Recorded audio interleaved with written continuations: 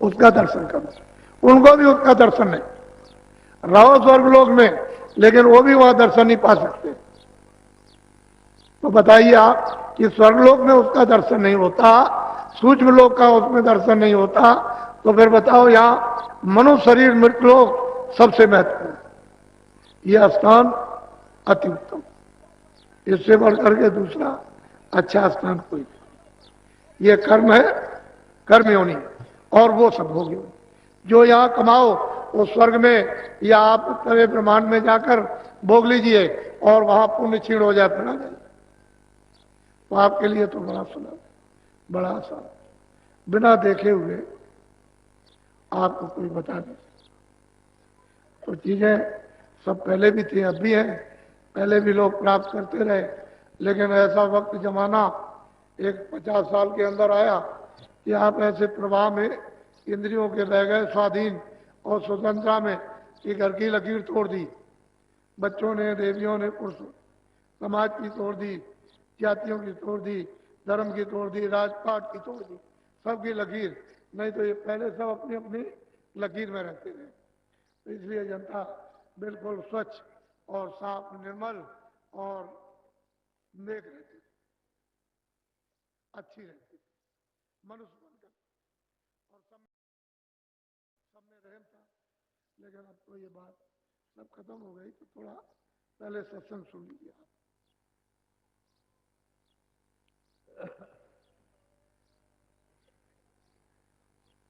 साते गुरु खोजोरी प्यारी, जगत में दुर्लभ रतन यही। कहते हैं कि नर नारी बच्चे बच्चियों बहुत प्यार से महापुरुष समझाते हैं कि तुम सदगुरु को खोजो। ये मानव तन रतन है और किसी काम का नहीं। वैसे तो मानव तन मिट्टी है, लेकिन अगर सतगुरु चेतन मिल जाए, चेतन से जुड़ा हुआ, जिसने चेतन को प्राप्त किया, तो ये नर्तन रतन, इसकी कीमत कुछ ऐसा अमूलक है। तो कहते हैं कि भाई तुम मतलब है सतगुरु की खोज करो। और क्या करो? कहते हैं उससे प्रेम करो, तो तुम्हारा ये शरीर रतन अमूलक, और अभी कोड़ियों के बदले में भी इसकी कुछ कीमत नहीं है।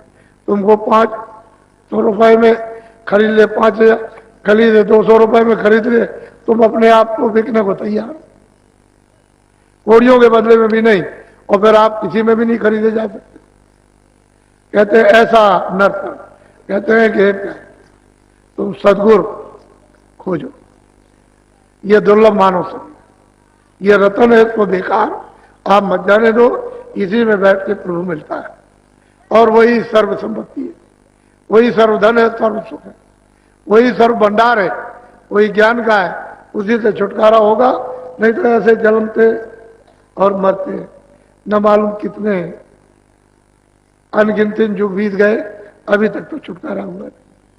तो बहुत प्यार से वो समझाते हैं कि तुमको करना क्या है। पहले सदगुरु की खोज, कहीं मिले, मुसलमान में मिल जाए तो मिल जाए, काला हो, सांवला हो, जैसा हो वो मिलना चाहिए। तुम उसको काला सांवला जात पात का मत हो। कहते हैं मोल करो तलवार का, पड़ी रहने दो म्यान। अरे म्यान का क्या करते हो? तलवार का मोल, ज्ञान का मोल करो। अरे वो खोल का क्या करते हो? जो काला है, सांवला है, गोरा है, ये सफेद है, ये ऐसा है, वैसा है, कोई गेरू है, कोई लाल है, कोई पीला है, कोई सफेद है, कुछ नहीं। उस ज्ञान का मोल करो। तुमको अपने घर में जाना है, उसका मोल करो। ऐसा सौदा करो कि मानो रतन आपका ये काम में आ जाए और जीवात्मा घर पे वापस पहुंच जाए। बोलो। जिन पर मेहर दया सते गुरु की, उनको दरस जिन पर सदगुरु की दया मेहर दया दृष्टि है, उनको तो दर्शन मिलेगा ही, मिलता है, मिलेगा।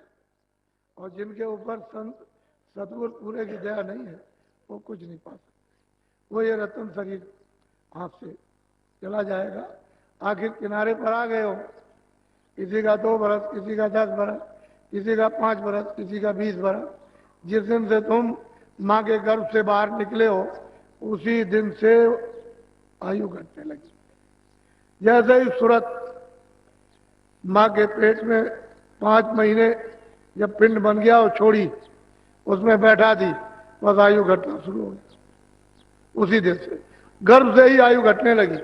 एक एक दिन मतलब 9 महीने तो यूं ही चले गए आपके, और फिर बाहर आए हो तो आप समझ रहे हो बच्चा बड़ा हो रहा, और हम समझाते हैं घट रहा। इसमें से आयु कम हो रही। इसी में से 2 बरस, 4 बरस, 5 बरस का समय हुआ, समय आया बस चला गया। 10 बरस में चला, 20 बरस, 25 बरस में, तो तुम कहते हो जवान चला गया। अरे वो जवान नहीं गया, उसका समय इतना ही था जब वो उसकी अवस्था पूरी हो गई, श्वासों की पूंजी खत्म हो गई, तो उसने जीवात्मा को निकाल के बाहर कर दिया। तुमको तो उसी समय में रहने में अपना काम करना चाहिए था। तो बच्चा बढ़ रहा, पढ़ रहा, ये कर रहा, वो कर रहा, अभी शादी विवाह करेगा, अभी क्या करेगा, तब तक समय खत्म हो गया। ऐसे ही 40 हुए, 50 हुए, चल दिए। अब क्या भरोसा, इस दिन ये डाल टूट गया। और जब पत्ते डाल से झड़ जाते हैं कभी वापस नहीं लगते। मानव तन से नाक और मुंह से श्वास निकल जाएगी, ये वापस कभी नहीं लगेगा। वो तो पूंजी कम हो गई। यही गिनती की पूंजी है, दूसरी और कोई पूंजी नहीं। कोई उम्र नहीं है, श्वासों की पूंजी है। अब जितनी 24 घंटे में निकलती है वो पूंजी उसको है।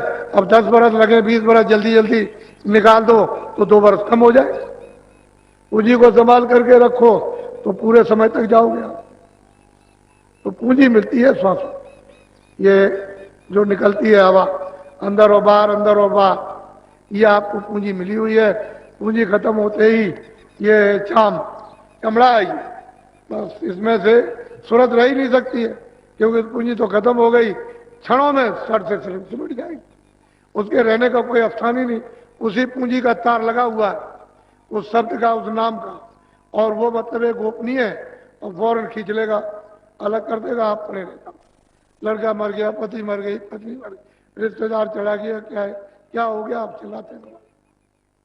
ऐसा रतन अमोलक मनुष्य शरीर, और आपने जीवन में उस महापुरुषों की खोज नहीं की जो आत्माओं को जगा देते, और वापिस ये बेचारे संसार में कितने मुद्दतों से भटक रहे तो अपने घर में पहुंच जाते। तो कोई ऐसा वो तो ऐसे सूरज इस घास पर यानी पृथ्वी पर लग जाए तभी तो उसकी इतनी किरण के सामने कुछ नहीं।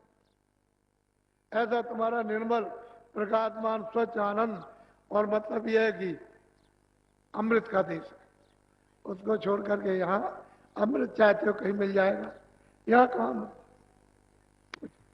अरे भाई तुम उसको देखो, वो पपिया रट लगाता है कि मालिक हमारी प्यास नहीं जाती है, स्वाद की बूंद गिरा, तो रट लगाते लगाते लगाते लगाते मालिक उसके प्रण को देकर एक उसमें स्वाद की बूंद गिरा देता।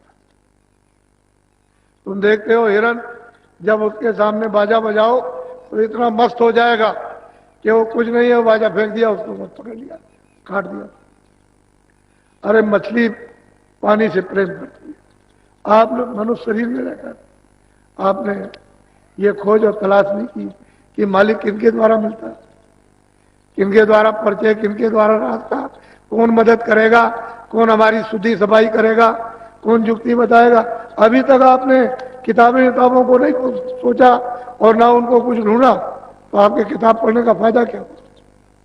किताबों में तो यही सब लिखा हुआ, रामायण में भी लिखा है, गीता में भी यही लिखा हुआ है, कृष्ण ने भी यही कहा है, और राम ने भी यही कहा, और जितने भी लोग आए ऋषि मुनि सबने ये कहा, और आप कुछ नहीं छोड़ दिया, सब छोड़ बैठे। कह लगे हम किसी को नहीं मानते। क्या मानते हो? किताब जानते ही नहीं। किताब क्या मानोगे? किताब के तो पन्ने आप फाड़ते हो, तिरस्कार करते हो। देवता का किताबों का तिरस्कार नहीं, उसका अर्थ समझो और उससे काम ले लो। और महापुरुषों के पास जिन्होंने देखा उनके पास जाओगे तभी आप उनको समझ सकते। बोलो। दरस पाए सतलोक सिधारी, सात नाम पद की। कहते हैं जब महापुरुष मिल जाएंगे और फिर उसको बाहर और अंदर दोनों तरफ दर्शन होगा, तभी तो उसको ले जाएंगे। ऐसे कैसे जाएगा? वो तो रास्ते में एक दो लोग हों तब तो वो जा भी सकता है कि चलो किसी एक लोग को पार करें। वहां तो अनंतों लोग हैं, गिनती में नहीं आ सकते। इतने लोगों को पार करके और अपने देश में जाना है तो जिसने रास्ता देखा होगा वही तो पहुंचाएगा। सड़क जिसने देखी है वही तो सड़क पर ले जाकर आपको छोड़ देगा। तो नाम रूपी सड़क पौड़ी उसने ऊपर से नीचे तक लगा रखी है और आंखों के सामने टिकी हुई है। ये ध्रुवतारा जो देखते हो ये उसी का प्रतिबिंब है। उस पर्दे पर, फिर दूसरे पर्दे पर, फिर तीसरे पर्दे पर, चौथे पर्दे पर, हजारों पर्दों में पड़ा हुआ और वो आपको दिखाई देता है ध्रुवतारा। और वो अटल है, अपनी जगह पर है। वो सतलोक की धारा आई हुई है, एक जगह पर स्थित है, कोई हल्टी उल्टी नहीं है। उसी पर सब झूलते हैं और घूमते रहते हैं। वो तो एक धुरा है, उसी पर घूमते हैं सबके सब लोग घूम रहे हैं। ईश्वर भी घूम रहे उसी पर, ब्रह्म भी घूम रहे, पार्व भी घूम रहे, स्वर्ग इत्यादि सब सबके सब उसी धुरे पर सब घूम रहे हैं और वो अपनी जगह पर स्थिर है। इस तरह से तो वो एक चिन्ह है कि देखो ऊपर से धार आई हुई है और अंतर आंखों के सामने वो टिकी हुई है। जब दिव्य दृष्टि ज्ञान चक्षु तीसरा नेत्र है जब खुलता है तब वो दिखाई देती है। उसी को कहते हैं चरण कमल। इतने श्वेत, इतने इतने सफेद कि आप कोई चीज इस तरह की तो वो तुम्हें तो बड़ा रस है, बहुत आनंद। उसी को पाकर ज्ञानियों ने कह दिया है कि अहम ब्रह्मास्मि, कि जो तू है तो मैं हूं, वास्तव में वो बात नहीं, वो तो एक छोटी सी। उसी को देख करके इतने मस्त हो गए कि और किसी को नहीं। उसके आगे तो वहां से तो चाल शुरू होती है। डोरी को पकड़ लोगे वहीं से सब झनकारें, वहीं से सब आवाजें, वहीं से अमृत चूना शुरू हो जाता है और सूरत उसी को पी करके प्रोढ़ होती है मजबूत और चल पड़ती है। तो ऐसे नहीं, महापुरुषों की कृपा से। बोलो। जीव परे 84 बार में खान पान मदमा। कहते हैं जीव बेचारे क्या करें, मनुष्य शरीर में क्या करें, 84 का कर्म कर रहे और इस खान पान में लगे पड़े। आखिर में जब जाएंगे तो सीधे 4 खानों में, 84 लक्ष्योनियों में काटो पीटोगे, मारोगे, इन आत्माओं को सताओगे और बस शुद्ध आहार करोगे तो सीधे नरक। सीधे ऐसे ऐसे घोर नरक हैं कि जितना ये देश है पूरा, इतना तो वहां एक खंबा है आग से जलना, आग से, यानी जितना ये देश उतना एक खंबा है ऐसा खड़ा हुआ और आग धधक रही है।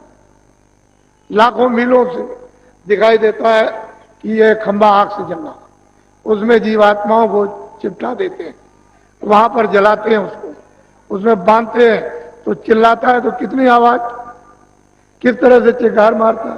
तो अभी तो आपको मालूम नहीं है कि नरक क्या चीज है और कितने नाम के नरक हैं। 1-2 नाम की, कई नामों के नरक हैं। जीवात्माओं को इस खान पान में, भोगों में फंस के उसमें डाल देते हैं। फिर ये मनुष्य शरीर वहां से करोड़ करोड़ बरस तक वहां एक रफ्तार पीटते रहो, मार खाते हो, चिल्लाते रहो, न दिन को चैन, न सुबह न शाम, किसी समय चैन नहीं मिलती। ऐसी वहां पिटाई होती है और वो जमदूत ऐसी ऐसी लगियां 10-10 हजार मील की लंबी लगियों से पकड़ करके छेद के चिपकाते रहते हैं। तो आपको तो ये तो महापुरुषों ने जब आंख से देखा तो जीवों से कहा, अरे तुमको मालूम नहीं वहां तो बड़ी दुर्दशा हो, बयान नहीं की जा सकती, ऐसा है लोग साथ। तो कहते तुम भोगों में इसमें तुम लिप्त हो गए और 4 खानों का, 84 लक्ष्योनी नरकों का रास्ता खोल लिया, अब कौन बचाएगा? अब ये सोचो, तो मतलब है कोई बचा नहीं। ये बेचारे जो जल में जीव रहते थे, आपको देख करके डरते नहीं थे, उनको तो किसी को रहने नहीं दिया, सबको निकाल कर समाये कर दिया। ये बेचारे जानवर निर्भय होकर के गांव में घूमते रहते थे, उनको समाये। पंछी जो है तुम्हारे घरों में बैठे रहते थे, कहीं कुछ नहीं था और उनको भी साफ कर दिया। अब ये हालत हो गई, तो आखिर मनुष्य क्या हो गया?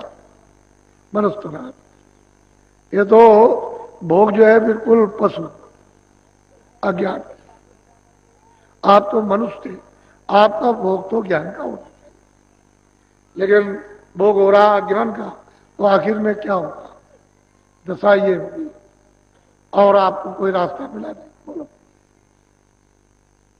हाँ, मान मनी का रोग पसरिया, बड़े बने दिन और महापुरुष कहते हैं क्या जीव बेचारे झूठा मान मनी का तमाम, मेरा मान करो, मेरा मान करो, इसका इसी में सब जीव बेचारे उलझ गए और बड़े बनने लगे, मार खाने लगे। जो बड़ा बना वो मार खा।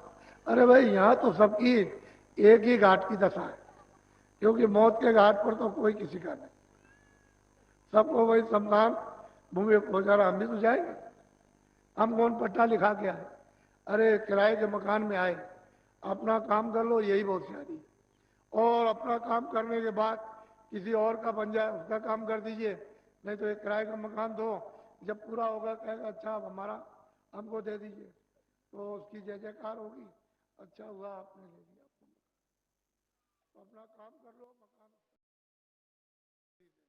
रो गाँव मत, जिसका मकान उसके। तब तुम बड़े बुद्धिमान और चतुर हो, और तुमने बुद्धि से काम ले लिया, और तुमने अपना काम नहीं किया। और जब वो आया कि मकान दो, तो रोने चिल्लाने लगे, कहले ऐसा नहीं वैसा नहीं, अभी नहीं, जब नहीं। अबे तो कब? वो तो घाट सबका एक ही, दो घाट नहीं है। लेकिन जो जीते जी मर जाते हैं, वो मरे हो जिए क्या चीज? वो तो जीते जी मर गए।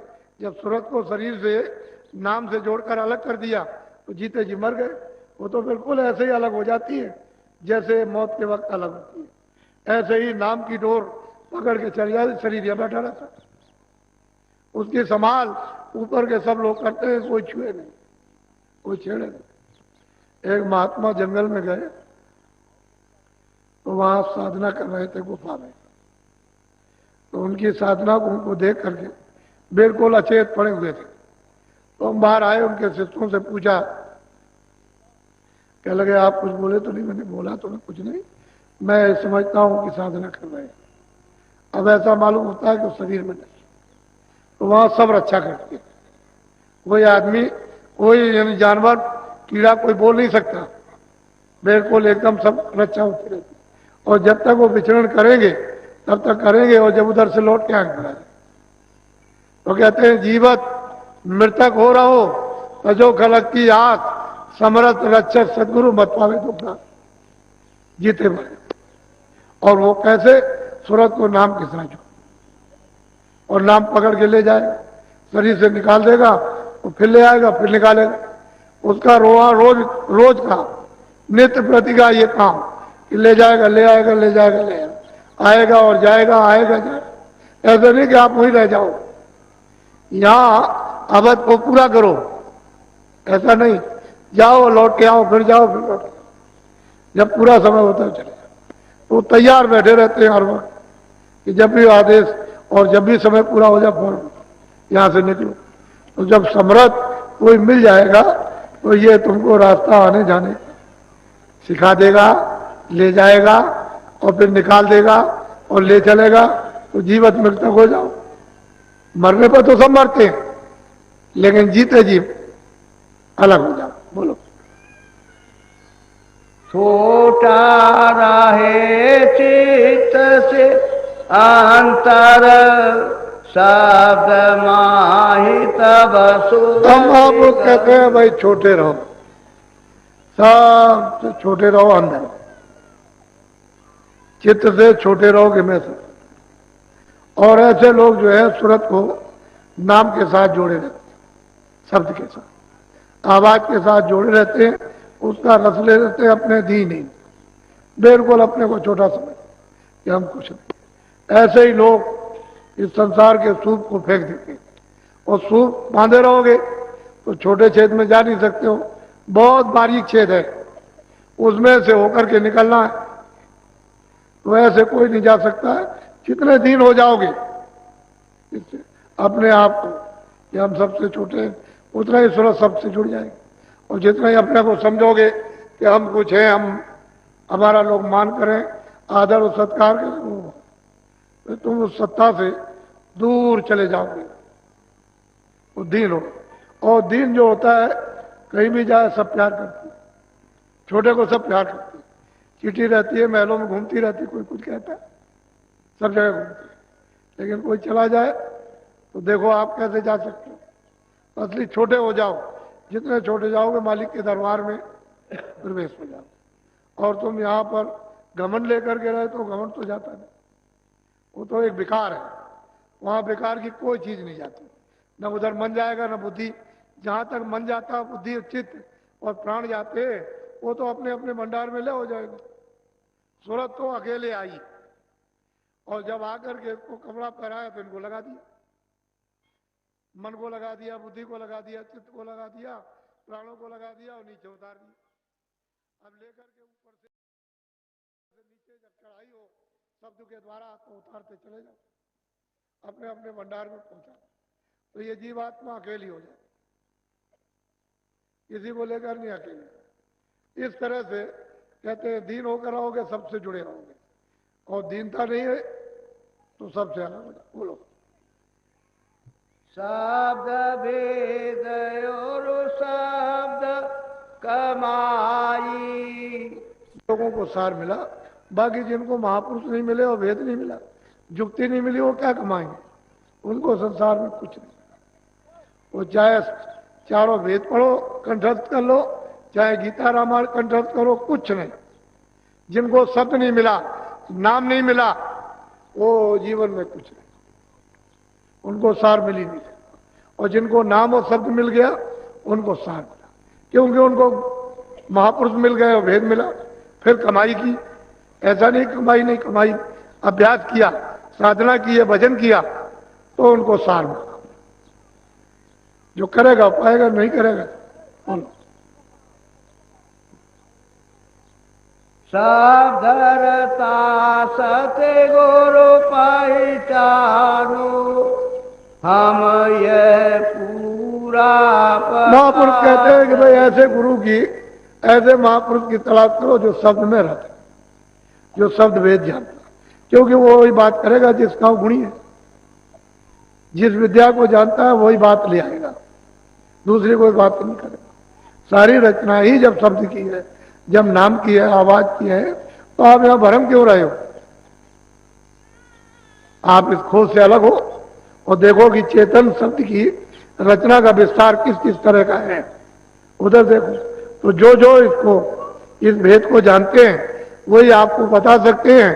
कहते हैं कि ऐसे महापुरुष की तलाश करो जो शब्द में रहते हैं, जो शब्द में जुड़कर और उसमें लय होकर और निकल गया, पार हो गया, और सच्चे प्रीतम को जिसने पा लिया अमरलोक में, अपने देश में जाकर, और आता और जाता। ऐसे की जरूरत है, और ऐसा नहीं मिला था कुछ।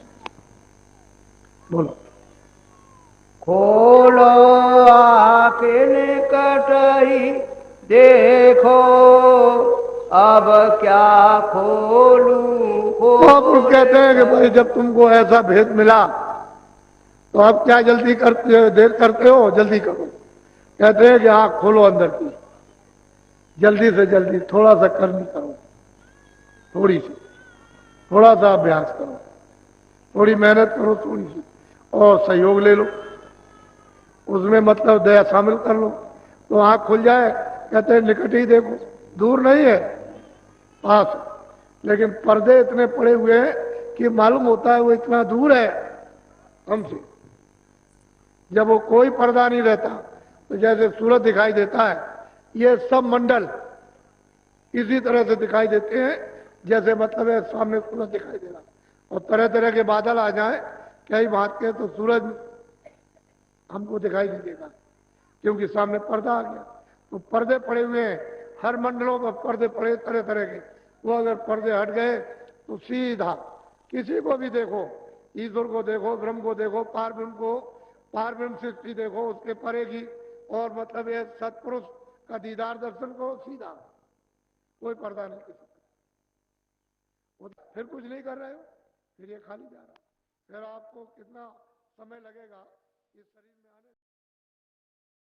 की गिनती है, कोई हाथों हिसाब।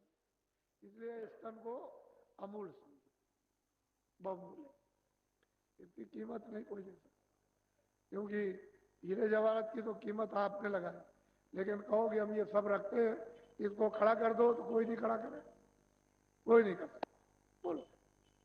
आगे भागे तुम्हारा प्यारी, नहीं परखो तो जून। कहते हैं कि आगे है सूरत, है जीवात्मा, है मनुष्यो, तुम्हारा भाग है अगर तुमने नहीं इस समय मनुष्य शरीर में परखा, पहचाना महापुरुषों को, तो फिर जोन कहते हैं 84 और नरक कहते हैं, उन जोन में तुमको वासा मिलेगा, फिर ये अवसर फिर कभी मिलेगा, कभी नहीं मिलना।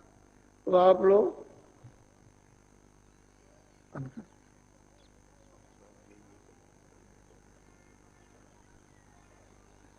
अब आपको नामदान देंगे।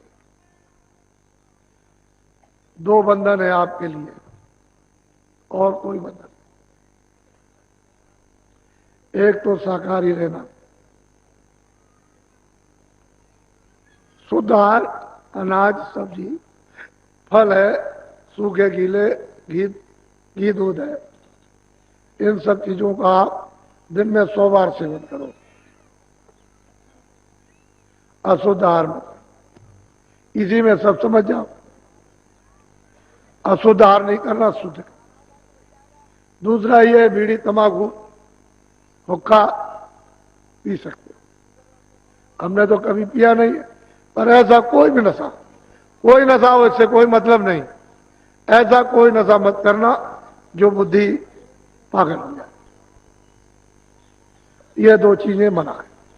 बाकी घर में चोरी चमारी, मारपीट, लूटपाट, गाली गलौज, ये तो अब माँ बाप बच्चों को ही सिखाते रहते, हर जगह सब जगह ये कहते हैं, ये मत करो, ये मत करो, ये मत करो।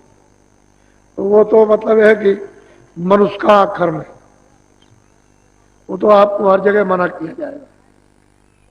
पर शाकाहारी रहना और नशीली बुद्ध नाशक चीज से बनेगा, उसको नहीं। बाकी घर बार में रहो, बाल बच्चों में रहो, खेती दुकान दफ्तर का काम करो और बच्चों की सेवा करो, ये सब आप करो। उसमें 24 घंटे में 23 घंटे तो ये काम करो, और 1 घंटा भजन के लिए आप बचा लो। वो भी है 15 मिनट, कभी 10 मिनट, कभी सुबह, कभी शाम, कभी दिन में, कभी रात। तो 1 घंटा पूरा करो पहले, 23 घंटे में ये काम करो, तो आपका घर बार भी नहीं छूटा और आपको कोई नुकसान भी नहीं, और समय तो आप बचा ही लेते हो। वो तो बेकार समय चला जाता है, क्योंकि उससे कोई आपका काम तो है नहीं।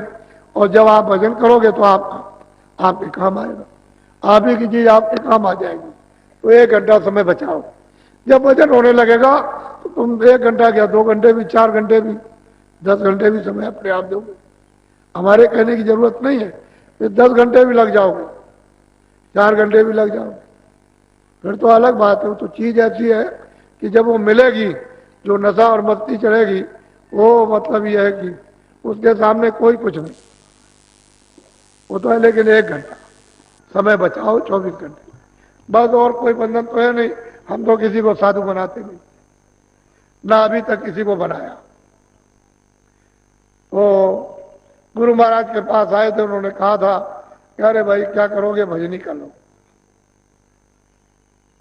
भजन कर लो, क्या करोगे, ये अपना काम कर लो, चलो दूसरों को मतलब यह है कि जगा देना, जब काम हो जाए तो दूसरों को भी जगाना। ऐसा उनकी इच्छा थी। तो अब जो उनकी इच्छा थी वो किया। आप पहले उनको देखिए, गुरु महाराज को कितने सीधे साधे थे, बहुत सीधे साधे। सही बात तो है, इनको कोई पहचान नहीं सकता था, इतने सीधे।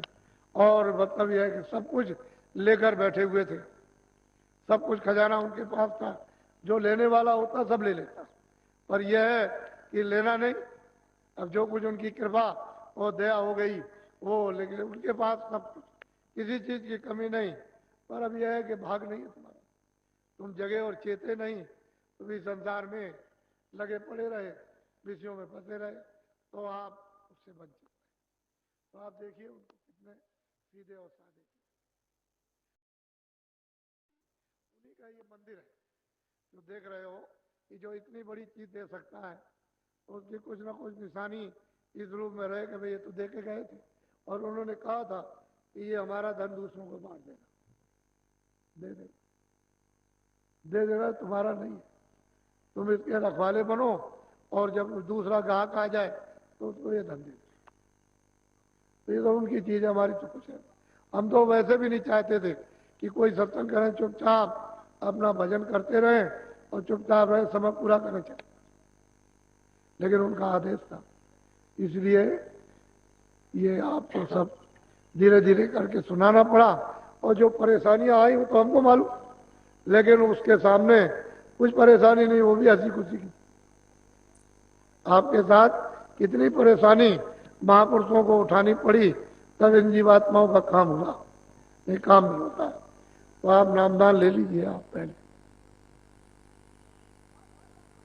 जो जो भगवान का नाम बोलेंगे, सब लोग एक साथ एक आवाज में, मुंह से अपनी अपनी आवाज को बाहर निकालना, ताकि ये सुनने को मिले कि आप नाम का शुद्ध उच्चारण कर रहे हैं। ऐसा नहीं कि आप अशुद्ध बोलने लगो, शुद्ध उच्चारण, सीधा उच्चारण करो, अशुद्ध उच्चारण उल्टा मत करो, सीधा बोलो हमेशा। वो क्योंकि सीधा ही वो पकाया हुआ है, उल्टा नहीं पकाया। उल्टा पकाया होता तो उल्टा बोलते, लेकिन सीधा पकाया तो सीधा बोलो। जब सीधा बोलोगे तो आपको लाभ मिलेगा, और आपने उल्टा उच्चारण कर दिया तो आपके लिए नुकसान है। तो शुद्ध बोलना, सीधा और साफ बोलना। जो जो नाम बोलता जाऊंगा आप बोलते जाना, जब मैं चुप हो जाऊंगा तो आप बोलो जय गुरुदेव। इतना ये ढक जाए, क्योंकि कोई आदमी ये न देख सके कि आप ये क्या कर रहे हो, क्योंकि वो देखेगा तो कहेगा हमने तो ऐसा भजन करते, किसी को देखा नहीं है जो आप भजन कर रहे हो, समझ गए। तो थोड़ा सा कपड़ा डाल लो कि आपके हाथ दिखाई न दे इतने, और ये आंख और कान आपका ढक जाए। तो कपड़ा डाल के फिर करो, तो ऐसे आंख बंद की और ऐसे कान बंद, ऊंचा ध्यान देकर ऊपर की तरफ, सूरत के जीवात्मा के कान से, जो अंदर में एक कान है उससे सुनने का काम करना। तो शुरू शुरू में जब आप बैठोगे तो मालूम होगा सुनसान, तो ऊपर ऊंचा से ऊंचा उधर मन और चित्त बुद्धि कानों के साथ लगा करके कान से गौर से सुनना। ये आवाज, ऐसी आवाज होनी, उसको ऐसा पहचानना कि ऐसी आवाज कोई बाहर भी है, ऐसा पहचानने की कोशिश करना। जब मैं कहूंगा कि अच्छा खोल दीजिए तब खोलना, ऐसे बैठ जाओ, आगे पैर करो ऐसे, सब लोग इस पर रखो ऐसे हाथ, ऐसे। ये आंखें बंद करना और दोनों कान, दोनों आंखें और दोनों कान, और अंदर के कान से सुनना ऊपर की तरफ। आंख और कान बंद करो, बंद कर लो आंख और कान, और ऊपर की तरफ बहुत गौर से सुनना, इधर उधर मन कहीं ना जाए।